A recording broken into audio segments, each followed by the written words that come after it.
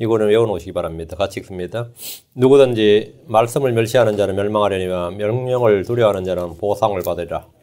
누구든지 말씀을 멸시하는 자는 멸망하려니와 말씀을 멸시하는 자는 멸망하리라. 기도합시다. 위대하신 거룩하신 주 안에 감사합니다. 하나님께서 은혜와 복을 주시고 주의 공유를 허락해 주셔서 이 시간 주를 아는 지식에서 저희가 점점 자라게 하시고 하나님 말씀을 통해서 저희가 배움을 얻고 공격을 얻고 경고를 받고 주의 말씀을 두려워하는 자 주의 말씀을 믿고 그 말씀을 제가 마음에 간직해 두고 그 말씀을 사랑하고 그것을 지키고 사용하는 자가 되도록 인도해 주시기를 간구합니다. 아버지는 주의 첫날 함께한 모든 혼들에게 복을 주시옵소서. 말씀이 은혜롭고 권능 있게 또 영감 있게 경외롭게 저희 마음속에 전달되게 하시고 믿음과 잘 결합하도록 도와주십시오. 감사드리며 주의 이름 기도합니다. 아멘. 예, 오늘 공부할 잠언은 말씀을 멸시하는 자, 명령을 두려워하는 자입니다. 하나님의 말씀을 사랑하는 자가 있고 미워하는 자가 있습니다. 말씀을 듣는 자가 있고 듣기를 거절하는 자가 있습니다. 주님께서 신명기 6장 6절에 이날 내가 내게 명령하는 이 말씀들을 내 마음속에 두라. 이날 내가 내게 명령하는 이 말씀들을 어디 두라고요? 내 마음속에 두라. 내 마음속에 두라. 우리는 말씀을 듣고 믿고 그것들을 마음속에 간직하고 감추어두고 쌓아두고 풍성히 거하게 됩니다. 모두가 마음속에입니다. 마음속에 간직하고 마음속에 감춰두고 마음속에 쌓아두고 마음속에 풍성히 거하게 됩니다. 우린 주의 말씀들을 지키고 행해야 됩니다. 신명기 19장 9절에 그런즉 이 언약의 말씀들을 지키고 행하라. 그리하면 너희가 하는 모든 일에서 너희가 형통하리라. 말씀들을 지키고 행하라. 지키고 행하라. 그리하면 너희가 하는 모든 일에서 너희가 형통하리라. 우리는 말씀들을 말해야 됩니다. 그게 선포, 전파, 전도라 그러죠. 모세는 온 이스라엘 회중의 귀에 주의 말씀들을 말하되 끝까지 말했습니다. 각 사람은 주의 말씀들을 받아야 합니다. 이보다 더 중요한 일이 없습니다. 말씀을 일단 들어야 됩니다. 들어야 되고 귀로 듣는 거죠. 그것을 마음에 수긍을 하는 거. 그걸 뭐냐면 받는다. 말을 받는다. 여호수아 3장 9절에 여호수아가 이스라엘 자손에 이르되 이리 와서 주 너희 하나님의 말씀들을 들으라. 이리 와서 주 너희 하나님의 말씀들을 들으라 하고 듣지 않으면 믿음이 오지 않습니다. 듣지 않으면 아무것도 할 수 없습니다. 어떤 사람들은 말씀을 듣고 싶어 하지 않고 듣기를 거절합니다. 어떤 사람은 주의 말씀을 듣고 죄를 깨닫고 회개합니다. 아합은 엘리야 입에서 나온 주의 말씀은 주의 심판의 말씀이었습니다. 주의 심판을 듣고 회개했습니다. 열왕기상 21장 27절에 아합이 그 말씀들을 들을 때 자기 옷을 찢고 굵은 배를 몸에 두르며 금식하고 굵은 배에 눕고는 천천히 가니라. 듣고는 들을 때에 다음 반응이 나왔어요. 자기 옷을 찢고 굵은 배를 몸에 두르고 금식하고 굵은 배에 눕고는 천천히 가니라. 열왕기하 20장 11절에 요시야는 주의 말씀을 듣고 자기 옷을 찢었습니다. 왕의 율법책의 말씀들을 듣고는 왕의 율법책의 말씀들을 듣고는 자기 옷을 찢으니라. 그러니까 아합은 아주 북왕국의 악한 왕이었어요. 요시야는 선한 왕인데 어제 말씀에 대한 반응, 욕대로 같았습니다. 결과도 같았습니다. 말씀에 대한 반응이 같으면 그 사람의 전직이 어떠든지 한 행실이 어떠든지 그거 상관없이 은혜가 갔습니다. 사람들은 말씀을 들을 때에 다양한 반응을 보입니다. 어떤 이는 말씀을 듣기 싫어서 귀를 막습니다. 어떤 이는 말씀을 전한 자를 죽이려 듭니다. 스데반이 전한 복음을 들은 유대인들은 그를 죽였습니다. 메시지가 듣기 싫으면 메신저를 죽여라 이런 말이 있어요. 이 세상에서 그런 말이 있습니다. 메시지가 싫으면 그 메시지를 거부하지 못하잖아요. 그러면 메신저를 죽이라 그래요. 스데반이 전한 복음은 주의 말씀이었어요. 구약부터 흘러온 전부 다 말씀이었기 때문에 이 말씀 어떻게 할 수는 없었고 그래서 스데반을 죽인 거죠. 대언자를 죽인 이유가 다 그겁니다. 오순절에 사도 바울의 복음을 들은 유대인들은 그를 향해서 없애버리라고 외쳤습니다. 없애버리라 했죠. 그리고 이방인들은 그에게 다시 한번 말씀을 전해줄 것을 간청했습니다. 반응이 정반대였죠. 요시야는 주의 말씀을 듣고 자기 옷을 찢었을 뿐 아니라 그의 말씀들을 수행하고자 결단을 했습니다. 역대기하 34장 31절에 또 왕이 자기 처소에 서서 마음을 다하고 혼을 다하여 주를 따라 걸으며 그분의 명령과 증언과 법규를 지키고 이 책에 기록된 언약의 말씀들을 수행하기로 주 앞에서 언약을 맺고는 보면 그분의 명령과 증언과 법규를 지키고 이 책에 기록된 언약의 말씀들을 수행하기로 마음에 주 앞에서 언약을 맺었다. 주의 말씀을 들을 때 저마다 다양한 반응을 보이는데 우린 요시야처럼 주의 말씀을 듣고 믿음으로 그것을 수행하기로 결단을 해야 됩니다. 믿음의 사람들의 특징은 주의 말씀을 들을 때 어떤 이는 울었고 어떤 이는 즐거워했고, 어떤 이는 옷을 찢었고, 어떤 이는 회개했고, 어떤 이는 그 말씀을 더 알고자 했고, 어떤 이는 과연 그러한가 하여 말씀을 상고했습니다. 유대인들은 주의 말씀을 멸시하고 조롱했습니다. 역대기 36장 16절에 그들이 하나님의 사자들을 조롱하고 그분의 말씀들을 멸시하며 그분의 대언자들을 학대하여 마침내 주께서 자신의 백성을 향해 진노하사 구제할 길이 없게 되었더라. 그 결과 그들은 멸망을 당했고 바빌론의 포로로 잡혀갔습니다. 성경 말하기를 지금 잠언의 13장 13절 누구든지 말씀을 멸시하는 자는 멸망하리라 명령을 두려워하는 자는 보상을 받으리라. 잠언 19장 16절에 명령을 지키는 자는 자기 혼을 지키거니와 그분의 길들을 멸시하는 자는 죽으리라. 그들은 이 말씀대로 되었습니다. 포로기에서 돌아온 유대인들은 에스라가 읽어준 주의 말씀들을 들을 때 애곡하며 울었습니다. 포로기 전에는 멸시하고 죽였다 그랬죠. 근데 포로기 끝난 후에는 느헤미야 8장 9절 온 백성이 율법의 말씀들을 듣고 듣고 울었다. 듣고 울므로 디르사다인 느헤미야와 제사장 겸 서기관은 에스라와 백성을 가르친 레위 사람들이 온 백성에게 이르기를 이 날은 주 너희 하나님께 거룩한 날이니 애곡하지 말며 슬피 울지 말라. 애곡하고 슬피 울었어요. 말씀을 듣고 애곡하며 슬피 울었다. 그들은 말씀을 통해 죄를 깨달았고 불법을 행한 것과 그로 인해서 자신들에게 심판이 임했고 멸망했다는 사실을 알았습니다. 그러나 그들이 울기만 한 것은 아닙니다. 주의 말씀을 듣고 깨달은 말씀으로 인해 큰 기쁨이 있었습니다. 8장 12절 온 백성이 자기들의 길로 가서 먹고 마시며 일부를 보내고 크게 기뻐하였으니 이는 그들이 자기들에게 밝히 드러난 그 말씀들을 깨달았기 때문이라. 드러난 말씀이 계시된 말씀이 자기들에게 밝히 드러난 말씀들을 깨달았기 때문이더라. 깨달았다. 그래서 크게 기뻐하였다. 우리는 말씀으로 인해 얻는 기쁨이 있고 즐거움이 있고 은혜가 있습니다. 또는 슬픔이 있고 애곡이 있습니다. 우리는 말씀을 통해 자유와 안식을 얻어야 됩니다. 그리고 말씀을 깨닫기 위해서 모여야 됩니다. 느헤미야 8장 13절 둘째 날에 온 백성의 아버지들 우두머리들과 제사장들과 레위 사람들이 율법의 말씀들을 깨닫기 위해 함께 서기관 에스라에게로 모여 말씀을 깨닫기 위해서 서기관은 그때 에스라였어요.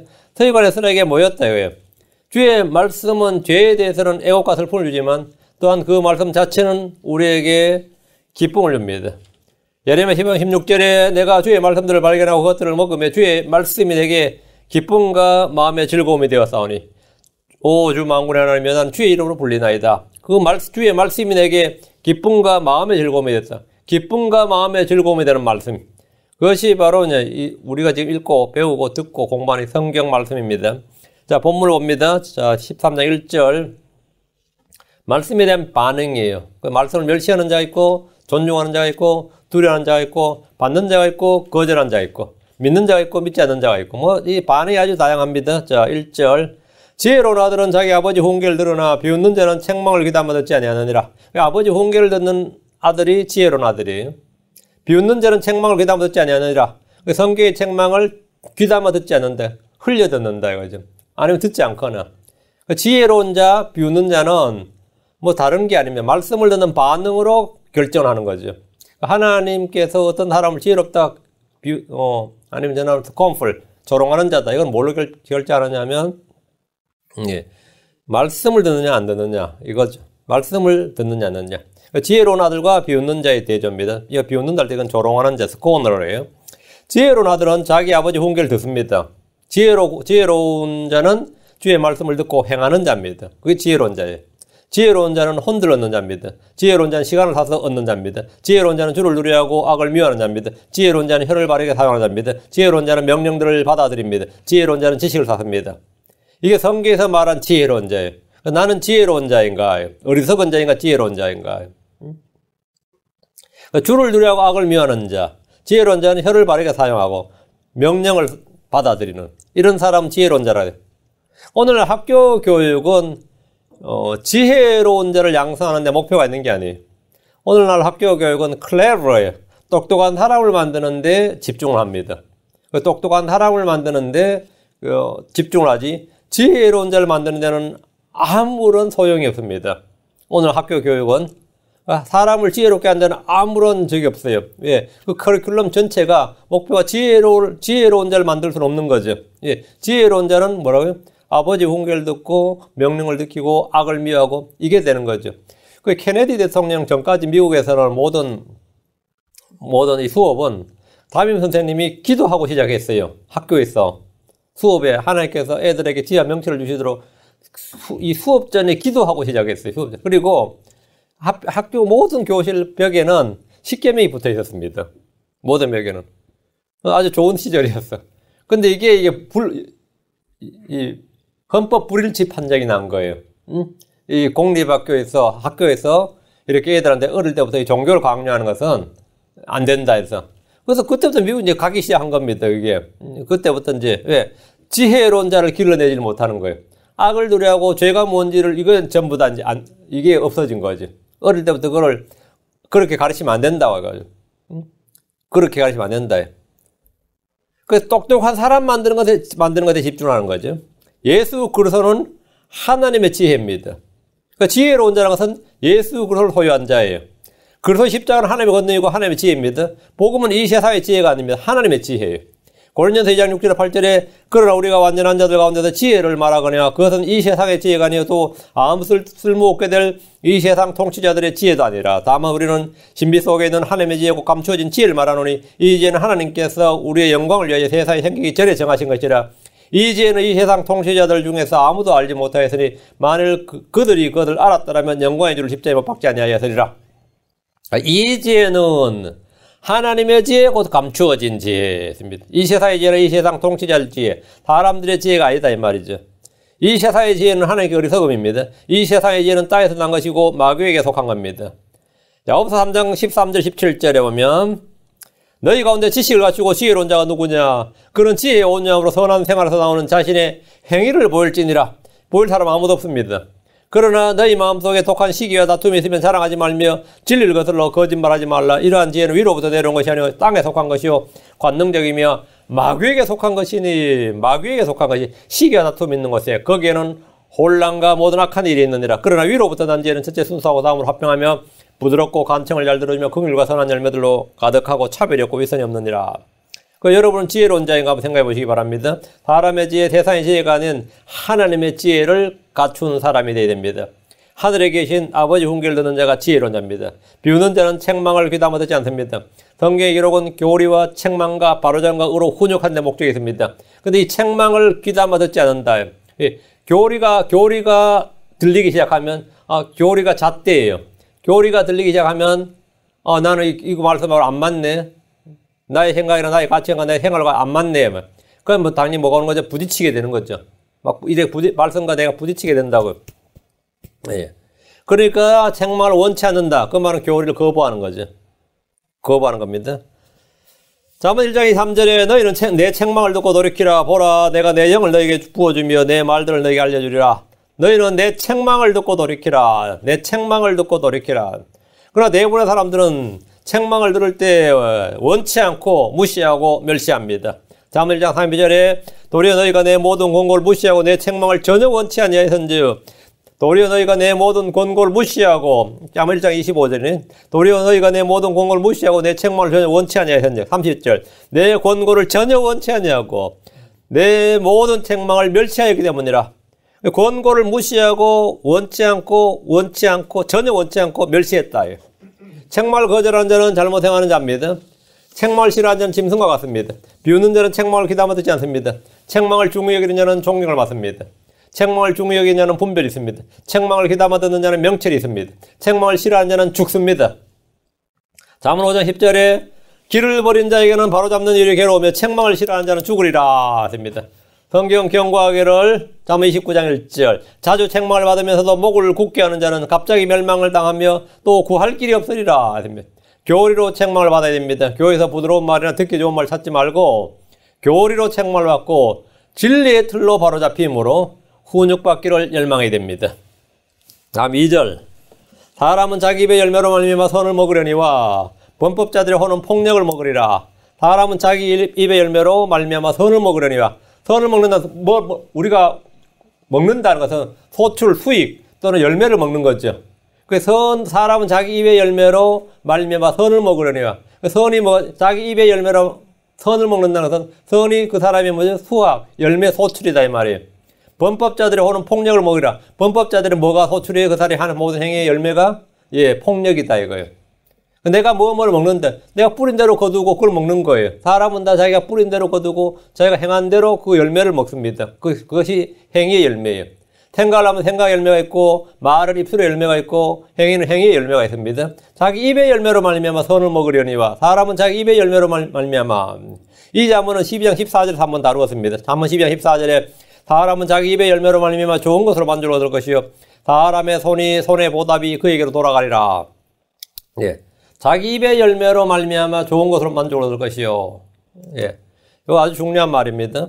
잠언은 같은 주제를 몇 번은 기본이고 수십 번 반복하는 것이 있는데 13장 1절부터 5절에서 한 구절을 제외하고는 모두 입에 관한 잠언입니다. 입과 입술과 혀는 모두 말에 관련된 잠언으로 잠언에서 가장 많이 다루는 주제입니다.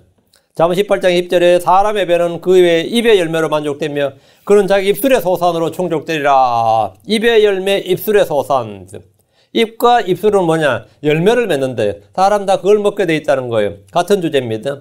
이미 여러 차례 다뤘지만 입의 열매는 생각의 열매입니다. 입의 열매, 입술의 열매는 생각의 열매예요. 사람의 마음에 가득한 것이 입으로 나오기 때문입니다. 입은 마음에 달려 있습니다. 입술의 열매는 주께서 창조하신 겁니다.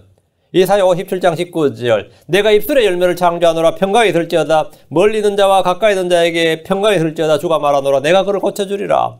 내가 입술의 열매를 창조하노라 하죠. 입의 열매로 선을 먹으려면 가장 좋은 방법은 주의 말씀을 달게 먹는 겁니다. 내가 주의 말씀을 받아들여서 그것을 내 마음에 쌓아도 그것을 달게 먹는 거예요. 주의 말씀을 계속해서 먹는 사람은 당연히 입에서 선한 말이 나옵니다. 거룩한 말이 나오고 의의 말씀이 나와요. 주의 선한 말씀을 맛보게 되면 입술의 열매로 선을 먹습니다.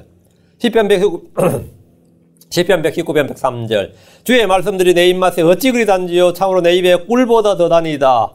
이렇게 주의 말씀들이 내 입맛에 어찌 그리 단지요. 말씀을 먹는 거죠. 참으로 내 입에 꿀보다 더 다니다. 에스겔 3장 3절에 또 내게 이르시되 사람의 아들아 내 배로 하여금 먹게 하고 내가 내게 주는 이 두루마리로 내 창자를 채우라 하시기에 내가 그것을 먹으니 그것이 내 입에서 꿀같이 달더라. 대언자 에스겔이 주의 말씀을 받아서 먹었다. 입에서 꿀같이 달더라. 이런 사람의 입에서 이제 선한 말이 나오는 거예요.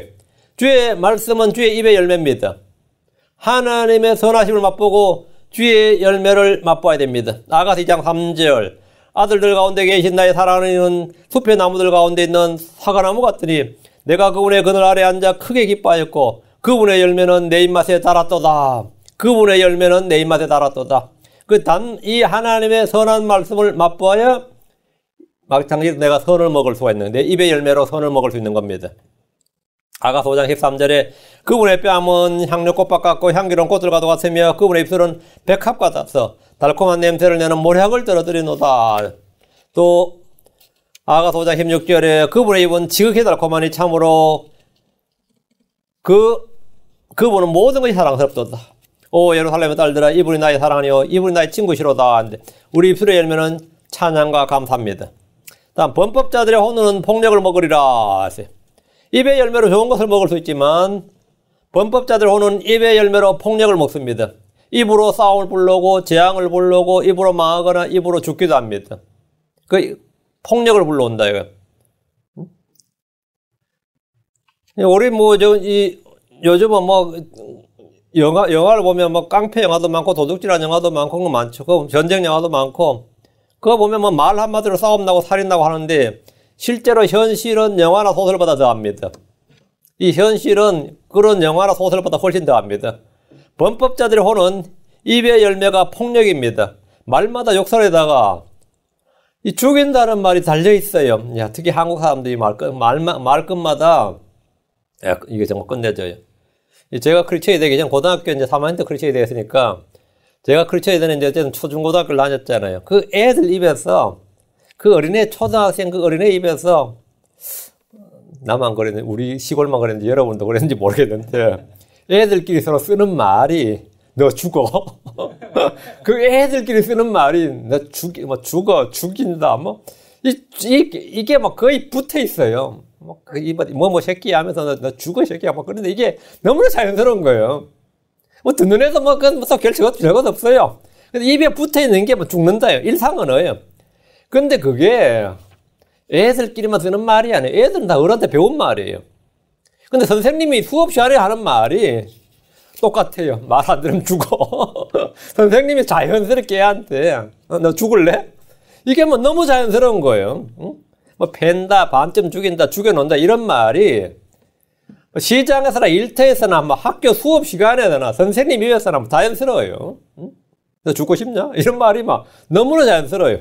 그 일상적으로 사용하는 말이었는데 지금도 불신자들의 입에서 자연스럽게 나옵니다. 제가 이거 기억해야 되느라 한참 걸린다. 내가 여기서 생활이 너무 멀리 떨어져 있었어.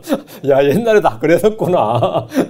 야, 이거 죽는다는 말 참 예전에 많이 썼던 것 같은데 볼 하면 다 한 30년이 넘은 이야기라서 기억해야 되는데 한참 걸린 거죠.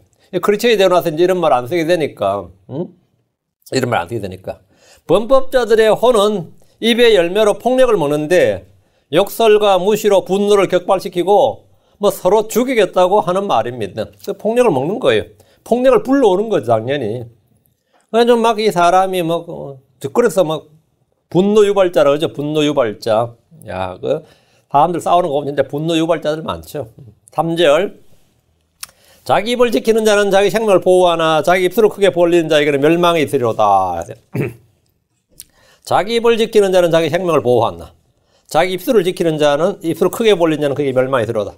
입과 생명의 관계입니다. 입과 생명의 관계예요.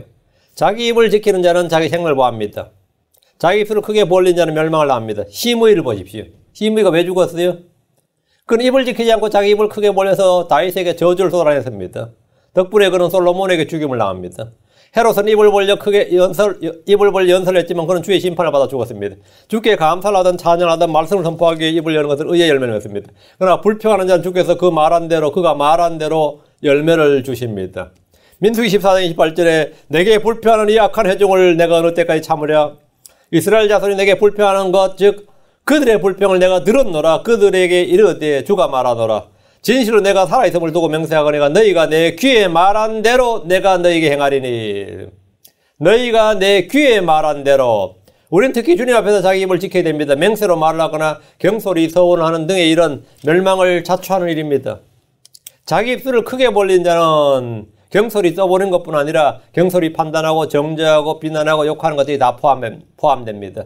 전도서 5장 2절에 내 입을 경솔히 열지 말며 하나님 앞에서 내 마음이 급하게 어떤 것도 말하지 못하게 할지니라. 하나님은 하늘에 계시고 너는 땅에 있나니 그런즉 내 말수를 적게 할지니라. 입을 크게 열지 말라 이 말이죠. 네, 주님 앞에서만 입을 크게 열어요. 그럼 주님께서 그 입을 채우십니다. 4절입니다. 잠언 13장 4절. 게으른 자의 혼은 원하여도 아무것도 소유하지 못하나 부지런한 자의 혼은 기름지게 되로다. 이 구절은 게으른 자는 원한 것을 생각만 하고 상상만 하고 바라기만 하고 그것을 얻기 위해서 전혀 일을 하지 않는다 이 말이에요. 게으른 자는 생각과 상상으로 욕망의 나래만 펼칠 뿐이지 실제로 그것을 이루기 위해서 어떤 일도 하지 않기 때문에 아무것도 소유하지 못합니다. 그거 원하면 그거 한번 노력해봐 애써봐 그러면 그거 되겠어요? 이런 건 포기해버리죠. 시도 자체도 안 합니다. 안 해요. 그냥 남이 가진 것을 부러워하고 시기하고 탐욕을 부리기도 하지만 그것을 얻기 위해서 하는 일은 전혀 없습니다. 부지런한 자의 혼은 기름지게 되리라. 이 말은 꿈이나 계획이나 무엇이든 일단 시도해보고 최선을 다해 노력을 합니다.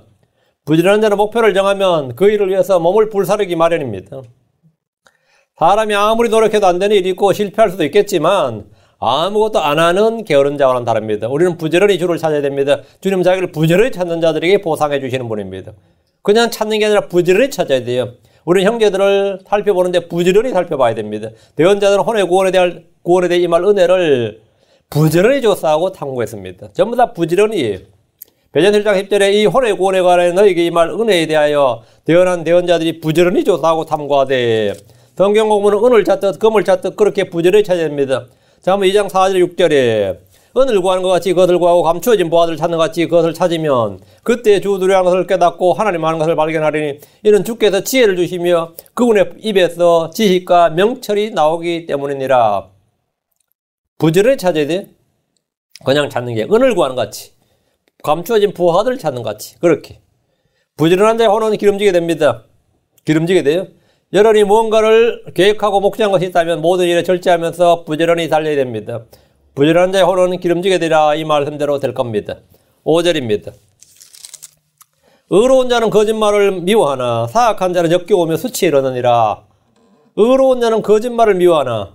여러분이 거짓말을 미워하고 악을 미워하고 불법을 미워하고 가증스럽게 여긴다. 그러면 내가 막 그런 걸 보았을 때 그냥 속에서 막 역겹다. 그냥 거부반이 그냥 막 일어난다. 이러면 여러분 의로운 자예요. 근데 이해가 되네. 뭐 그럴 수도 있겠네. 뭐 괜찮네. 뭐 이러면 여러분이 유유상종이라고 동률한 뜻입니다. 같은 불이란 뜻이에요. 사랑은 불법을 기뻐하지 않습니다. 하나님은 악을 미워하고 폭력을 미워하십니다. 의로운 자는 거짓을 미워합니다. 사악한 자는 역겹고 수치에 이릅니다. 주님은 이방 신들을 섬기는 것을 미워하십니다. 주님은 하나님의 백성이 이 교도들이 자기들의 신을 섬기는 것처럼 그렇게 섬기는 걸 미워하십니다. 주님은 자기를 위해 어떤 형상을 세우는 걸 미워하십니다. 주님은 볼볼 행하는 자들을 미워하십니다. 주님은 사악한 자와 폭력을 사랑하는 자를 미워하십니다. 주님은 자기 백성이 뭐 점괘를 본다든지 뭐 토정비결을 본다든지 손금을 본다든지 점성술을 본다든지 다 미워하십니다. 그러니까 미워하시는 거예요. 여러분 재미로 볼 정도로 그건 다 미워하는 겁니다. 컴퓨터 운세가 다 주님이 미워하시는 거예요. 미워하는 겁니다. 주님은 사악한 자와 폭력을 사랑하는 자를 미워하십니다. 주님은 불법을 행하는 모든 자를 미워하신다. 주님은 의를 사랑하시고 악을 미워하십니다. 주님은 교만한 눈빛과 거짓된 혀와 무지한 피로 흘리는 손과 사악한 상상의 꾀를 꾸미는 마음과 신속히 해악으로 치닫은 발과 거짓을 말하는 거짓 증인과 형제들 가운데 불화의 씨를 뿌리는 자, 불화를 뿌리는 자를 미워하십니다. 사악한 자는 역겹습니다. 가룟 유다나 파라오나 요압이나 시므이나 발람이나 하만 같은 인물이 여기에 해당합니다. 그들은 자기들의 사악함으로 수치에 이르렀습니다. 6절입니다. 요건 6절은 번역을 의인은 길이 곧 바른 자를 했는데 의인은 길에서 곧 바른 자를 이렇게 in the way입니다. 의인은 길에서 곧 바른 자를 보호하나 길에서 진리의 길 의의 길에서 말이에요. 예수님이 길이시고요. 의인은 길이 곧 바른 자가 아니라 길에서 곧 바른 자를 보호하나 이렇게 길에서 곧 바른 자를 보호하나 사악함은 죄인을 뒤엎느니라. 의인은 길에서 곧 바른 자를 지켜준다는 말인데 구약에서는 율법을 지키는 것을 말하고 신약에서는 믿음의 의를 말합니다. 구약 성도들에게 율법 준수는 그들을 악으로부터 지켜주는 삼성이고 방패고 요새요 모든 것이었습니다. 이스라엘을 지키는 것은 군대나 경제력이 아니라 율법 준수였습니다. 자기들의 안전을 지키는 방법이 뭐냐 이거예요. 모든 재앙이나 재난이나 저주로부터 아니면 모든 적들로부터 자기를 지켜준 것은 군대나 경제력이 아니었다. 율법 준수였어요. 이스라엘을 강하게 하고 부하게 하고 형통하게 만든 것은 율법입니다. 하나님께서 그들에게 주신 율법은 그들의 선을 위한 것. For thy good. 너의 선을 위한 것이요. 잘되게 하기 위한 것, 형통하게 하기 위한 것이었습니다. 주님이 우리에게 주신 믿음은 우리를 대상으로부터 분리해 줍니다. 대상의 오형으로부터 벗어나게 해주고 사악한 자의 계략과 악으로부터 보호해 줍니다. 보호해 줘요. 이건 정말 엄청난 거예요. 나 그거 친구들이 같이 하자고 이야기할 때 제안하자고 할 때 내가 할게 나 그거 안 해. 그거 no 하고 딱 거절할 줄 아는 거 말이죠. 나 그거 안 하는 나 그거 싫은데. 저는 술을 안 마셨어요. 그냥 불신자 때부터 술을 안 마셨습니다. 불신자 때도 안 마셨는데 한국에는 한 고등학교 졸업할 때쯤 되면 누구 생일나 그러면 어디 숨쳐가지고 맥주 사와가지고 먹고 그래요. 근데 저는 안 마셨어요. 근데 군대 가셔도 안 마셨어요. 위에서 간부가 주든 누가 주든 안 마십니다. 그랬어요. 고참이 주든 누가 주든 안 마십니다 하면 굉장히 그래도 열받아요. 그 사이가 거절했다고. 근데 저는 안 마십니다. 그럼 핍박이 상당히 심합니다. 저는 안 마십니다. 근데 그것은 나를 보호하는 길이에요. 의인은 길에서 곧바른 자를 보호하나 합니다. 나 그거 안 합니다. 그거는 불법이다. 안 합니다. 안 합니다. 상당히 이익이 올 것 같은데 안 합니다. 이익을 포기하는 거죠. 안 합니다. 의인은 길에서 곧바른 자를 보호하나 사악함은 죄를 덮느니라. 이 말씀은 일상생활에서도 흔히 볼 수 있는 진리입니다. 사악함으로 인해 죄인들은 자신의 건강이나 성품이나 장래생이나 희망 등이 모두 망가지고 인생이 무너지고 파탄나며 병원이나 감옥에서 인생을 마감하고 맙니다. 완전히 파탄나서. 왜 그러냐면은 내가 삶을 그래 살았다 그래요. 이 땅에서 평안하게 살다 죽었다 해도 그것이 끝이 아니죠. 그 뒤엔 지옥이 기다리고 마지막에는 불못으로 던져집니다. 7절 실제로는 아주 한국 성경은 다 이렇게 되어 있는 것 같아요. 스스로 부한 채하에도 아무것도 없는 자가 있고 스스로 가난한 채하에도 재물이 많은 자가 있느니라 이래 되는데 이거는 그 말이 아닙니다. 부한 채 해도 사람들이 있으면서 없는 척하고 없으면서 있는 척한다 이런 말이 아니고 자신을 부하게 만들어도 이 말이에요. 자신을 부하게 만들어도 아무것도 없는 자가 있고 자신을 가난하게 만들어도 부유한 자가 있느니라. 예수님은 자기를 가난하게 만들었죠. 스스로 가난한 자다. 그러나 부유하시면 모든 걸 부유한 분이었습니다. 사도 바울은 자신을 가난하게 만들었어요. 그러나 실상은 뭐죠? 모든 걸 가진 자로 다 있는 거죠. 그 자신을 부유하게 만들어 어리석은 부자는 자신을 부유하게 만들었어요. 그러나 뭐죠? 아무것도 없는 자가 되었고 아무것도 없는 자였고 라오디게아 교회는 뭐죠? 나는 부자라 부족한 것이 없도다. 그냥 가난하게 되었어요. 스무나 교회는 헐벗고 비참하고 굶주렸는데 뭐라고? 모든 걸 가진 교회였습니다. 실제로 이해되시죠? 자신을 부하게 만들어도 아무것도 없는 자가 있고 재산을 많이 모아도 영적으로나 정신적으로나 이쪽은 nothing이 있고 자신을 가난하게 만들어도 뭐라고요? 다 팔아 가난한 자에게 주고 선을 행하고 긍휼 베풀어도 뭐라고요? 부유한 자가 있다 이 말이. 이곳에서 한국어 성경은 이 벌린제 주석을 따라가지고 부한 채 하여도 pretend to be rich 이런 식으로 pretend to be poor 이런 식으로 말을 바꿨어요. 부한 채 하여도 아무것도 없는 자가 있고 그러니까 이제 구라친 허풍쟁이다 이 말 이런 식이죠. 가난 채에도 저 사람 아무것도 없는 척에도 부한 자 있는 자 물론 그런 자 있죠. 이런 식으로 이해하고 번역을 했는데 지금 성경 잠언의 본문은 그런 이야기가 아닙니다. 본문의 정확한 의미는 고린도서 6장 10절이에요. 근심하는 자 같으나 항상 기뻐하고 가난한 자 같으나 많은 사람을 부유하게 하며 아무것도 없는 자 같으나 모든 것을 소유한 자로다. 이게 바로 지금 이 7절의 주석이에요. 고린도서 6장 10절이 잠언 13장 7절의 주석이라고. 자신을 부자로 만들었지만 아무것도 소유하지 못한 사람으로 어리석은 부자가 있습니다. 늙어서 이제 뭐 은퇴할 때까지 죽을 때까지 잘 먹고 잘 살자 했는데 그날 죽었죠. 뭐 이런 사람. 예. 벨사살왕 같은 사람. 잔치 벌이다가 뭐 끝난 거죠. 파라오나 느부갓네살이나 벨사살 같은 사람은 자기를 부자로 만들었습니다. 사울이나 하만은 오늘날 기준으로 보면 부자 중에 부자입니다. 지금도 미국에 수많은 부자들이 있습니다. 그들은 뭔가를 해서 나름 거부가 되었지만 여전히 아무것도 가진 것이 없습니다. 아무것도 가진 게 없어요. 그들 속에는 믿음도 없고 소망도 없고 사랑도 없고 기쁨도 없고 즐거움도 없고 안식도 없고 자유도 없고 뭔가 항상 쫓기고 불안하고 만족이 없고 말이죠. 예, 아무것도 가진 게 없다고요. 라오디게아 교회도 그런 교회입니다. 나는 부자라고 하지만 실상은 헐벗고 가난한 교회였습니다. 그러나 스스로 가난한 자, 자기를 가난하게 만든 이들 중에도 모든 걸 소유한 사람들이 있습니다. 사도 바울이 그런 사람이었습니다. 아무것도 없는 자 같으나 모든 걸 소유한 사람이었습니다. 서문화 교회 역시 그러했습니다. 계시록 2장 9절에 내가 내 행위와 한남과 궁핍을 알며 그러나 내가 부유하도다. 또 스스로 유대인이라 나 유대인이 아니요 사탄에 해당한 자들의 신상 모독을 아노라. 주님께서 내가 내 행위와 한남과 궁핍을 알며 그러나 내가 부유하도다. 스스로 가난하지만 뭐라고요? 부유한 자가 있느니라. 서문화 교회가 그런 교회였어요. 부유하게 만들어도 가난한 자가 있다. 이거 뭐고? 라오디게아 교회가 그런 교회였습니다. 크리스천들은 가난해도 뭐라고요? 예, 자신을 가난하게 만들어도 모든 걸 소유한 자로다. 모든 걸 소유한 자로다. 그렇습니까?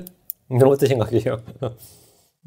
주님 이 땅에서 가난하셨지만 모든 사람은 부유하게 하셨습니다. 사도들은 가난했지만 그들은 부유했습니다. 하늘에 보물 쌓아도 없고 주께서 은혜를 풍성하게 하셨기 때문입니다. 내 손에는 내 밖에는 뭐 가진 게 없는지 몰라도 그 사람 속에는 모든 것이 가득했습니다. 이게 크리스천입니다. 8절입니다. 잠언 13장 8절. 잠언 13장 8절. 사람의 생명에 대해 성분은 그의 재물이지만 가난한 자는 책망을 휘담아 듣지 아니하느니라. 이 구절은 신약교회에서 주장했다가 이단으로 정죄받을 말씀입니다. 우리를 대속한 것은 금이나 은과 같이 썩어질 것으로 된 것이 아닙니다. 사람의 생명에 대해 성분이 재물이라 그러면 이건 완전 미친 소리죠. 베드로서 1장 18절 19절에 너희가 알거니와 너희 조상들로부터 전통으로 물려받은 너희 헛된 행실에서 너희가 구속받은 것은 은이나 금같이 썩을 것들로 된 것이 아니오 오직 금도 없고 점도 없는 어린 양의 피 같은 그리스도의 보배로운 피로 된 것이니라. 우리가 구속받은 거, 우리가 대속받은 것은 뭐 그리스도의 보배로운 피로 된 것이다. 은이나 금 재물이 아니다 말이에요. 근데 잠언에서 말하는 생명의 대성물은 여기서 생명의 대성물은 뭐죠 그러면? 육체의 생명입니다. 그 생명할 때 이 생명은 혼이 아니라 육체의 생명이에요. 사람이 고난에 처했거나 감옥에 갇혔거나 죽게 되었을 때 돈으로 그 문제를 해결할 수 있다 이 말입니다. 돈으로 그 문제를 해결할 수 있다요. 특히 자본주의 사회에서는 돈으로 해결되지 않는 일이 거의 없습니다. 가난한 자들이 범죄를 저지르면 바로 감옥에 가지만 부자들은 보석금을 지불하고 불구속 상태에서 재판을 받습니다. 미국에서는 어떤 큰 죄를 지어도 보석금만 내면 다 불구속 상태에서 재판을 받을 수 있어요. 왜 그렇죠? 예. 유죄 판결을 받기 전까지 무죄다 하는 원칙이 있어서 그래요. 그러니까, 그 사람 다 한국 사람들 죄수복 입고 막 이렇게 재판받죠.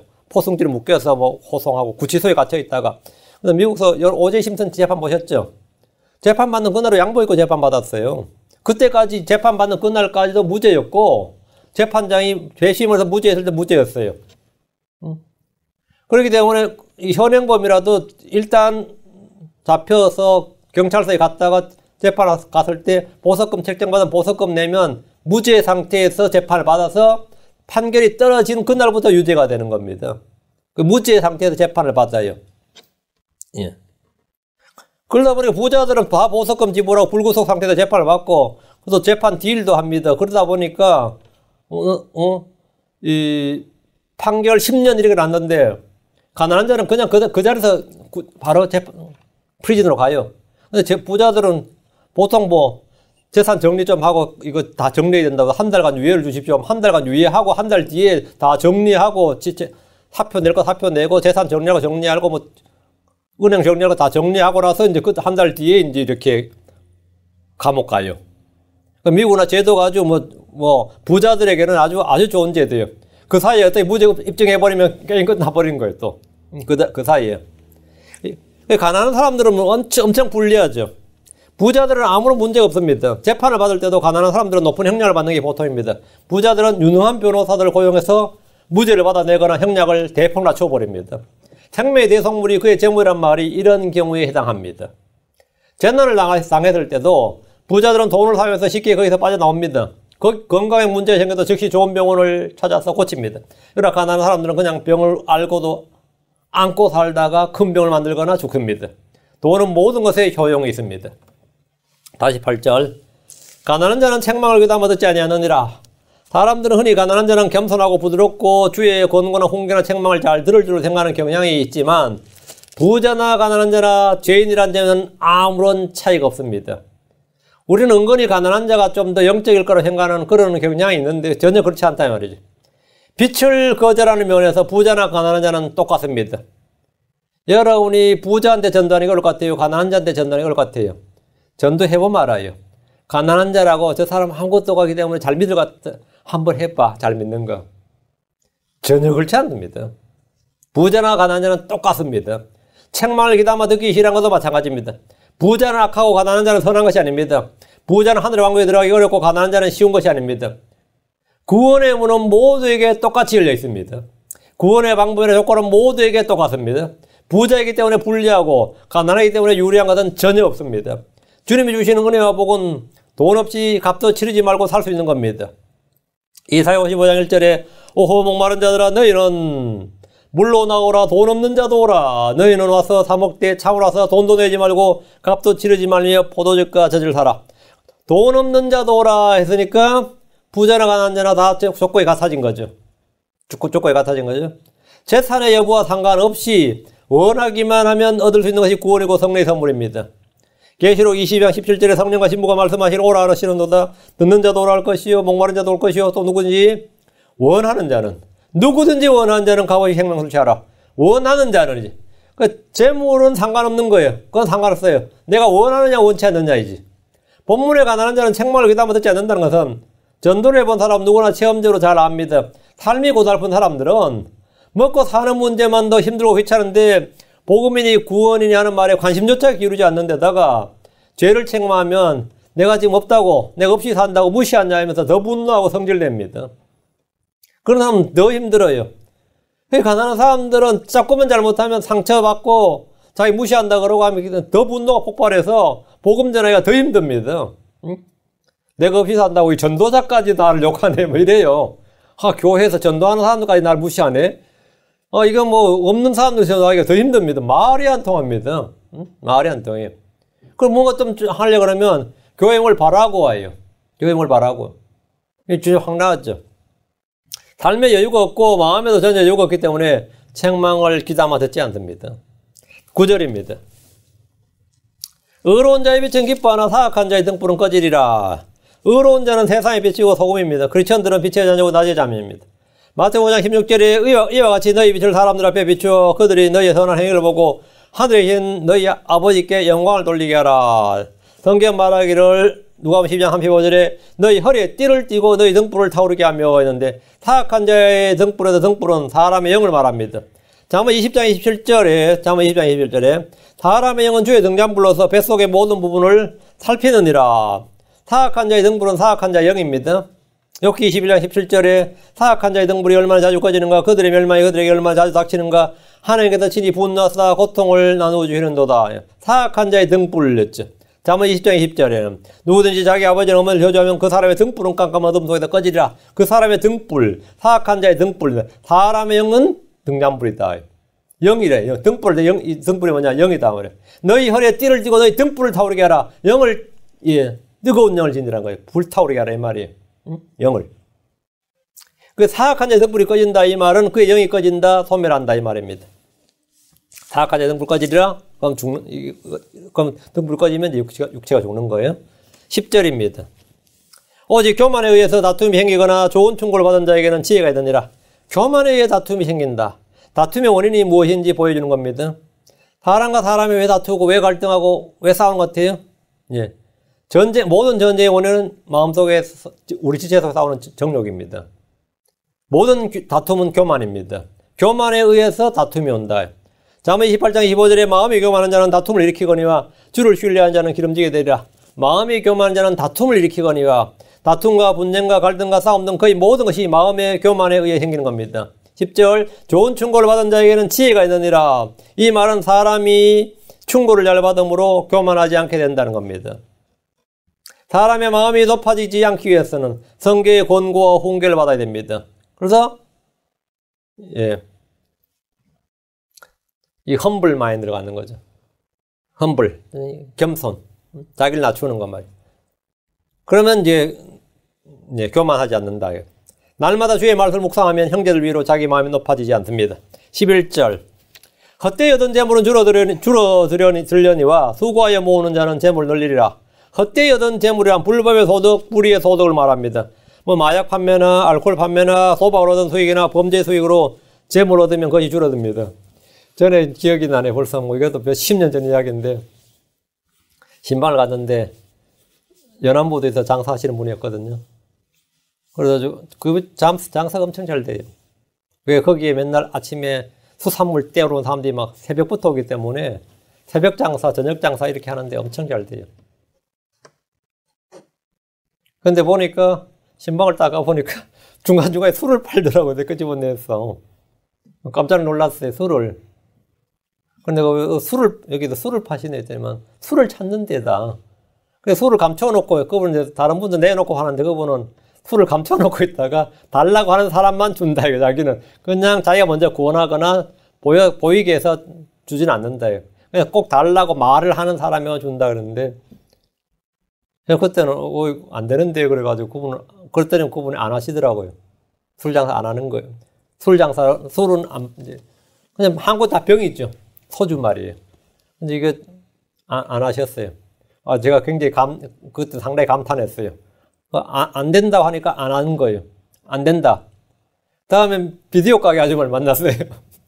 이거 크리스천으로 해서는 안 되는데 실제로 교회 안 나왔어요. 한 번 나오고 안 나왔어요. 그거 뭐 하시냐 했더니 동네 비디오 가게 한대. 그거 크리스천이 할 거 아닌데. 할 거 아닌데. 이게 전부 다 가치 판단의 기준이죠. 가치 판단의 기준인데 헛되이 얻은 재물은 줄어들려니와 헛되이 얻은 재물 할 때 권력자들이 급료 외에 자기 권력을 얻은 재물이나 이자놀이나 불이한 이익을 얻은 재물은 줄어들거나 사라집니다. 잠언 28장 8절에 이자놀이야 불의한 이익으로 자기 재물을 늘린 자는 가난한 자를 불쌍히 길 자를 위하여 그것을 모으리로다. 여러분, 이자놀이야 불의한 이익으로 자기 재물을 늘린 자. 불의한 이익으로. 불의한 이익, 헛되이 얻은 재물, 불법 편법으로 얻은 재물 말이에요. 거짓으로 사기를 치고 누군가의 재물을 강탈해서 모은 재물은 다 날아가 버립니다. 잠언 23장 5절 내가 존재하지 않는 것에 내 눈을 두려하느냐 재물은 반드시 스스로 날개를 내어 독수리같이 하늘을 향해 날아가느니라 합니다. 하박국 2장 15절을 보면 불의하게 재물을 모으는 사람이 나옵니다. 하박국 2장 15절에 자기 이웃에게 마실 것을 주고 내 술부대를 그에게 주며 또한 그를 취하게 함으로써 너로 하여금 그들의 벌거벗은 것을 보게 하는 자에게 화가 있을지어다. 그 술을 권하고 말이죠. 한잔 하라고 하는 것이 그게 우정이 아닙니다. 그게 친밀함이 아니에요. 그래서 술 취하게 하는 자는 뭐라고요? 화가 있을지어다. 화가 있을지어다. 술과 음행을 제공해서 돈을 버는 것. 그래서 불의의 교제, 사귐을 갖는 것은 헛되이 얻은 재물입니다. 이런 재물은 줄어들거나 날아가 버립니다. 오히려 그 사람을 찔러 꿰뚫습니다. 다음 11절 후반절 수고하여 모으는 자는 재물 돌리리라. 패망했다가 부지런히 일을 해서 재물 돌린 나라 예로 드는 곳이 일본과 독일이에요. 독일과 일본입니다. 2차 세계대전 때 완전히 패망했다가 지금 엄청 잘 살죠. 2차 세계대전 망하지 않았던 나라보다 더 잘 살잖아요. 완전히 망했거든요. 근데 전후복구를 얼마나 잘했는지 너무 잘 살지 지금. 독일과 일본에 걸쳐. 그리고 또 한 나라가 있어요. 대한민국입니다. 대한민국이에요. 한국 사람들만 지금 자기들이 얼마나 잘 사는지 모릅니다. 얼마나 잘 사는지. 전부 다 엄청나게 일해서 재물을 늘렸습니다. 국가나 기업이나 개인이나 다 마찬가지입니다. 수고하여 모으는 자는 재물을 늘리리라. 새벽부터 일어나서 고생을 마다하지 않고 일하는 이들이 재물을 늘립니다. 쓰레기를 줍던 사람이나 지게를 지고 리어카를 끌던 사람이 기업을 일군 예는 너무나 많아서 언급하기조차 힘듭니다. 일개미처럼 일하면서 한 푼 두 푼 모아서 어느 집을 사고 건물을 여러 채 산 사람들의 이야기는 남의 나라 이야기가 아닙니다. 이민 와서 LA에서 거지처럼 살면서 이게 식사비도 만만치 않고 힘들다고 막 먹었는데 맛있더래요. 알고 보니까 게 사료야. 그 게 사료 몇 년 먹고 부자 된 사람이 있어요. 나 그런 관점 들어봐. 몇 년 게 사료 먹고 그 음식인 줄 알고 몇 년을 먹었다는 분들이 어느 날 부자가 되어서 성공한 교포 행세를 하는 분들이 있습니다. 수고하여 모으는 자는 재물을 늘립니다. 그 재물을 누가 쓰느냐의 문제는 전혀 별개입니다. 그건 별개예요. 하여튼 재물을 늘려요. 여기 어느 맞게 돼가지고 그 노인 그런 이야기 들었어요. 근데 쓰는 건 엉뚱한 사람 지금 쓰고 있다고. 재물을 신뢰하는 자, 돈을 사랑하는 자는 그가 번 돈을 써보지도 못하고 죽는 경우가 허다합니다. 12절. 소망이 늦추어지면 마음을 병들게 하거니와 소원이 이르면 그것은 생명나무니라. 소망이 늦추어지면 이 말은 원하는 것을 아무리 기다려도 못할 때 마음은 병이 됩니다. 우리 누가 부탁을 할 때 지금 말고 나중에 그러죠. 지금 말고 나중에 이렇게 하면 사실상 그 말은 거절을 말하는 거예요. 나중에 이 말은 거절이죠. 소원이 이르면 그것은 생명나무니라. 근데 의로운 자의 소원은 주께서 속히 오시는 겁니다. 주님은 복된 소망, 산 소망입니다. 우리의 소망은 이 죽을 몸을 벗고 새 몸을 입는 겁니다. 그것이 이루면 그건 생명나무지. 13절. 누구든지 말씀을 멸시하는 자는 멸망하려니와 명령을 두려워하는 자는 보상을 받으리라. 이 구절은 모든 성도들이 암송해둬야 될 말씀입니다. 주의 말씀을 멸시하는 자는 누구든지 멸망합니다. 말씀을 믿는 자는 의롭게 됩니다. 말씀에 귀를 기울인 자는 훈계와 명철을 얻습니다. 말씀을 버리는 자는 불에 삼켜지고 그들의 뿌리가 썩고 그들의 꽃이 먼지처럼 날립니다. 이사야 5장 24절에 그러므로 불이 지푸라기를 삼키는 같이 불꽃이 결을 태우는 같이 그들의 뿌리가 썩고 그들의 꽃이 먼지처럼 날리리니 왜 그런 거예요? 이는 그들이 만군의 주의 법을 버리고 이스라엘의 거룩한 신의의 말씀을 멸시하였기 때문이라. 그게 이유다 이거예요. 말씀을 멸시하였기 때문이니라. 말씀을 멸시하였기 때문이라. 말씀을 멸시하는 자는 성경에 더하거나 빼거나 바꾸는 일을 개의치 않습니다. 말씀을 멸시하는 자는 본문의 글자나 단어가 아니라 메시지에 중점을 둡니다. 말씀을 멸시하는 자는 늘 원문이나 원어 타령을 하면서 다른 의미를 찾으려며 새로운 사본의 가치를 둡니다. 말씀을 멸시하는 자는 외경이나 유경 등의 흥미를 갖고 흥분합니다. 마태복음 잘 안 읽으면서 도마복음 찾아서 읽는 사람 봤어요. 기가 찰 노릇이죠. 사도행전을 안 읽으면서 바나바 행전을 뭐 인터넷에 찾아서 보는 사람도 봤습니다. 예. 말씀을 멸시하는 자는 언제나 그렇습니다. 말씀을 멸시하는 자는 킹제임 성경을 무시하고 대신에 다양한 현대 역본들을 찾아서 읽고 높입니다. 말씀을 멸시하는 자는 성경을 문자 그대로 믿는 대신에 추상적으로 영적으로 믿고 적용합니다. 말씀을 멸시하는 자는 문자적 지옥이나 재림이나 왕국이나 불못이나 보상들을 멸시하고 믿지 않습니다. 말씀을 멸시하는 자는 결국 다 그러다 망합니다. 말씀을 멸시하는 자는 누구든지 멸망하려니와. 말씀을 멸시했던 베드로는 주님을 부인하고 그분을 저주했습니다. 말씀을 멸시했던 요나는 바다에 던져져 죽었고 고레배 속에 묻혔다가 혼은 지옥에 떨어졌습니다.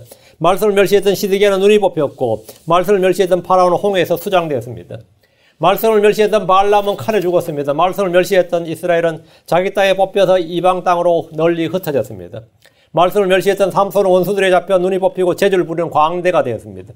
말씀을 멸시했던 사울은 왕위와 왕국을 다 잃어버렸습니다. 말씀을 귀중히 여기고 말씀을 존중하고 말씀을 두려워하고 말씀을 사랑하면 주께 복을 받습니다. 명령을 두려워하는 자는 보상을 받으리라. 이 말씀은 저 하늘에서뿐만 아니라 이 땅에서 주의 은혜와 복을 받는다는 말입니다. 여러분은 하늘에 속한 모든 영적인 복으로 복을 받습니다. 말씀을 두려워하면 명령을 두려워하는 자는 복을 받아요. 넘치는 은혜와 기쁨과 자유와 평강과 참된 만족과 안식을 이 땅에서 이 육체로 사는 동안에 누릴 수 있습니다. 기쁨과 즐거움 가운데 순례의 능히 걸을 수 있습니다. 우리는 따분한 가운데 힘들게 신앙생활한 것이 아니라 기쁨과 즐거움으로 걸을 수 있어요. 예. 명령을 두려워하는 자는, 말씀을 두려워하는 자는. 14절입니다. 지혜로운 자의 법은 사망의 올무에서 벗어나게 하는 생명샘이니라. 지혜로운 자의 법이 생명샘이다. 그 생명샘이다 이거. 지혜로운 자의 법은 생명샘이니라. 이 지혜로운 자의 법은 사망의 올무들에서 벗어나게 한다. 사망의 올무들에서 벗어나게 한다. 그러니까 올무에 걸려나지 않고 올무에 걸려도 벗어나게 하는 거예요.